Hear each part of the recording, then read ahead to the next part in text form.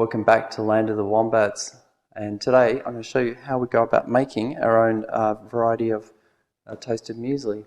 And I've been making this for about 10 years now, and it's pretty much the same recipe week after week after week. It's a really great way to save money.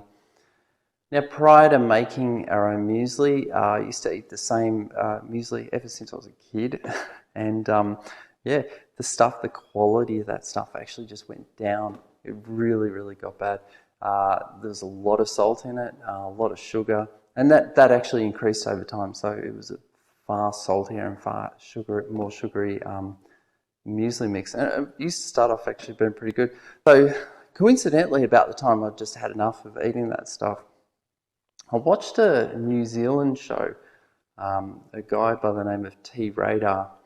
And he actually had a brief session on making his own toasted muesli. I was going, why didn't I think of that? It's just so obvious. And it's such a great way to save money in the kitchen. And these raw materials are actually quite affordable. So how we start is with the rolled oats. Now these are nothing special. I used to get stone ground rolled oats, and they were beautiful, but you can't buy them anymore, because the mill seems to have shut down. So I start with 7 cups of rolled oats. So we'll just chuck that in there, and I've basically got a cup. I'll just pour it straight in. So it's 1, 2, 3, 4, 5, 6, 7, and you can change the variables with all these, so it's no really big deal. I'm not pedantic about stuff like that. Again, these are roasted unsalted peanuts. You don't want to use salted peanuts. I think it would make for a very poor muesli, but you know, it's your call. And again, you can see some are spilling over the side. It's not really that big a deal. So there's a cup of that. And then we put a couple of pepitas in there as well too. Pepitas are really good for your gut health, especially if you're a guy. If you're not eating pepitas, I don't know why. And that's a cup. So the next step is, you've got all the ingredients in there. This is really super simple. Just grab your hands, mix it around.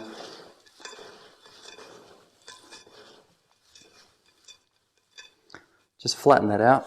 And what actually binds all of these materials and actually also gives it a little bit of sugar so that it roasts properly and it browns is honey. Now this is from a local supplier.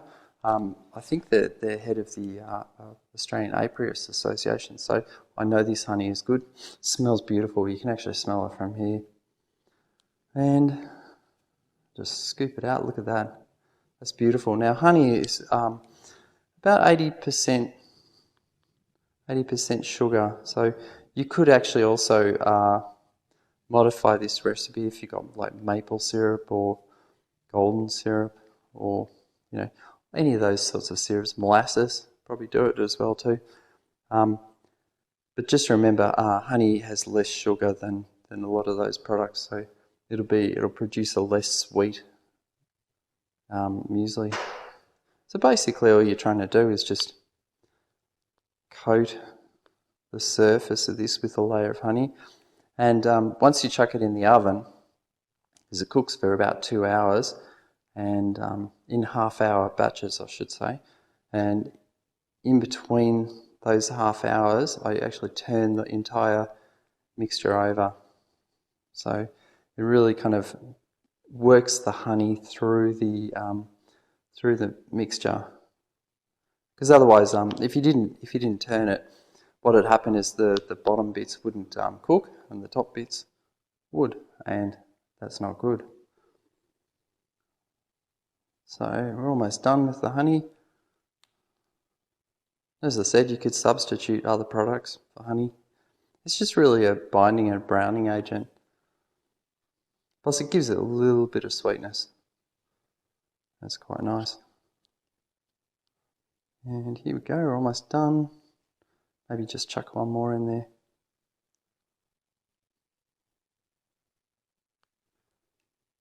And I'll give you a close-up shot of what it looks like.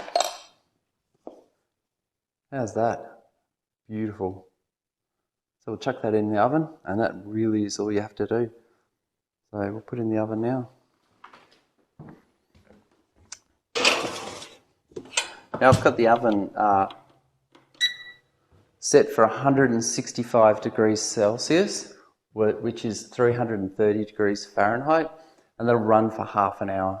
At the end of the half an hour, like I was saying, I'll get some oven mitts, I'll take it out, put it on the chopping board, we'll stir it up, and then we'll bang it back in the oven. And so, yeah, you'll see that in a couple of seconds. It's been half an hour and the oven's just dinged. Let's go and grab the muesli and have a look at it. So always wear oven mitts. Good idea, because you burn your hands off. And that is what it looks like after half an hour. It's nice, isn't it? You can see the honey is caramelized on top of it, but you don't really want a thick layer of that. You want to actually now mix it all in. So grab a wooden spoon or a plastic spoon, however you want to do it. And basically I just turn the caramelized sections of the muesli into the mix. Oh, lost a bit there. That's all right. I'll just grab that, put it back in. And again, grab the oven mitts and we'll bang it back in the oven for half an hour. So that's what it looks like now. You can see it's actually all blended in.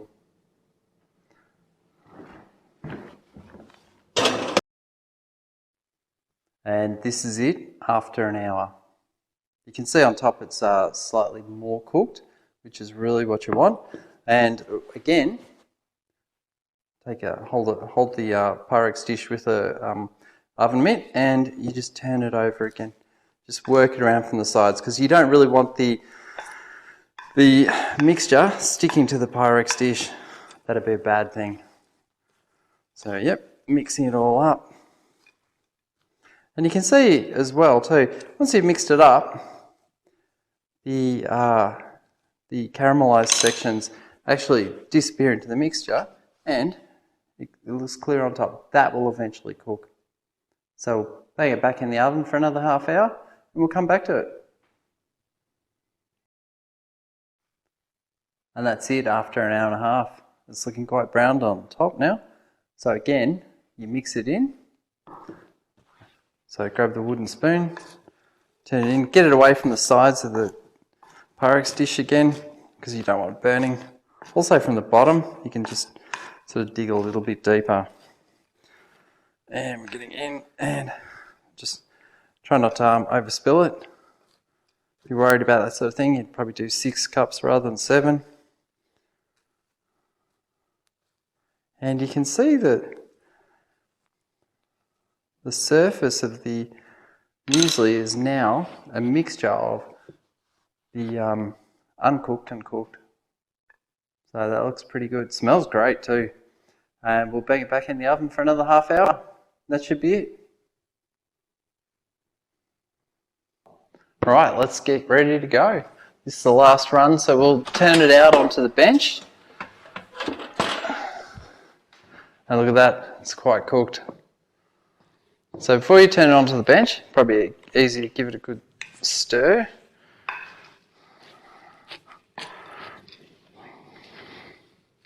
And it's quite thoroughly cooked through, you can see that now.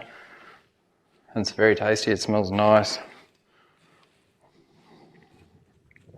And just, we've got like a clump here, just sort of use the wooden spoon to break it up a bit. And turn it onto the bench. Soup, nothing could be easier. The reason you turn it out is so that it cools down properly. And you can see some stuck to the bottom of the Pyrex dish. It's easy enough to scrape out. When the dish cools down, just leave it on the hopper to cool down. And once it's cooled down, you should be able to just run a bit of water, leave a little bit of water soak in it. and that'll clean up really nicely. So put that to the side. It's still quite hot, so if you're running water, it will actually break. Clean the chopping board down, and this is what I do to cool it down. So just break it apart, give it maximum surface area. Maximum surface area, it'll really cool quickly. You can see you got a few clumps like that. That'll form into like a little mini muesli bar. It's actually pretty tasty, nice snack. Just bring all that back in together, and in about an hour's time, that'll be ready to put away.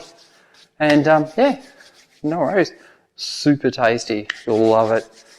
If you give this recipe a go, let me know how it goes in the comments. Anyway, thanks very much for watching.